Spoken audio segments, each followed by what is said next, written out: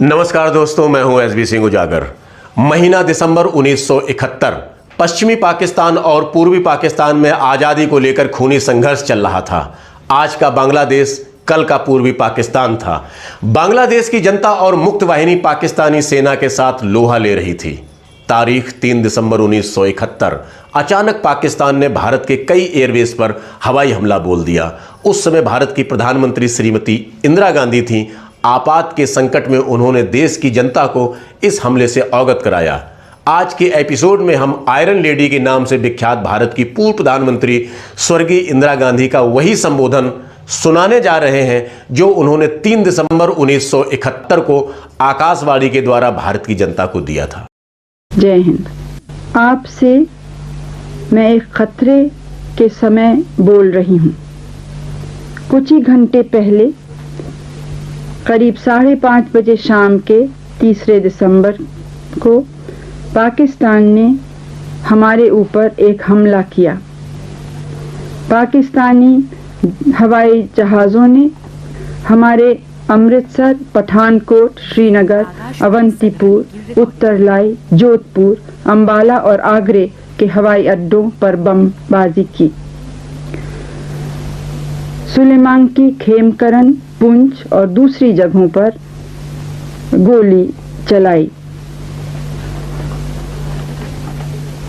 आप सबको मालूम है कि पिछली मार्च से भारत के ऊपर कितना बड़ा बोझा है,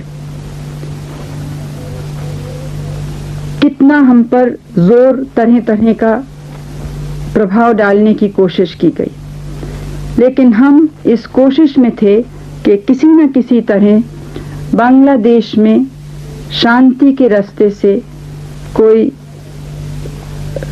वहाँ के प्रश्न सुलझाए जा सके और वहाँ की जनता पर जो अत्याचार हैं वो रुके, जिसमें शांति से वो लोग रह सकें और शांति से भारत की जनता भी रह सके, और जो शरणार्थी हमारे देश में आए हैं वो वापस वहाँ पे जा सकें।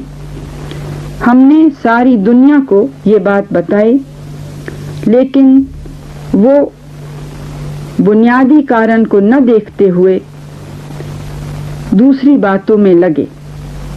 ये स्वाभाविक था कि आस्ते आस्ते स्थिति बिगड़ती गई और बांग्लादेश के बहादुर जनता और मुक्ति वाहिनी ने एक लड़ाई लड़ी अपनी धरती के लिए और उन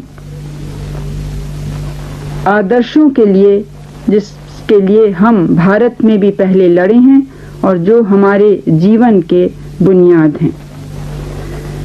अब ये बांग्लादेश पर जो पश्चिमी पाकिस्तान की लड़ाई थी, वो लड़ाई भारत पर भी आ गई है।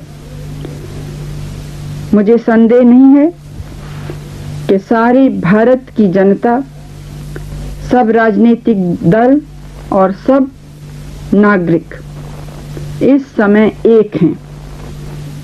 सबका संकल्प है कि इस हमले का निर्णयात्मक ढंग से समाप्त कर दिया जाए।